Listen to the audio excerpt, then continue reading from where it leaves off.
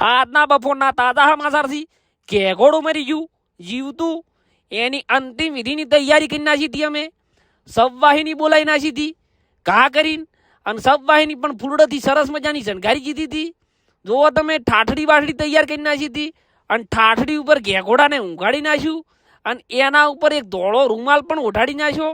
ધોળો રૂમાલ ઓઢાડ્યા પછી એના ઉપર ફૂલ વિધિ અમે કરી ખૂબ બધા ફૂલ રાઈને ફૂલ ઉપર વેર્યા જેમ કે સારું લાગે અંતિમ વિધિ સારી થાય પછી અમે ત્રણ હાથ કરી અને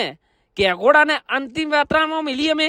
સબવાહિનીમાં સરસ મજાના અમે ગોઠવી નાખ્યા એમાં અને એના પછી એના ઉપર અમે ફૂલડો વેરે ખૂબ બધા આ બધા ફૂલડાની વિધિ પૂરી થઈ ગઈ તે તરત અમે અંતિમ યાત્રા કાઢી ઘેઘોડા ભાઈની રામ નામ સત્ય હે રામ નામ સત્ય હે રામ નામ સત્ય હે આ વિધિ પૂરી થઈ તો આથી અમે સીધા શમશાન ઘાટે પહોંચી ગયા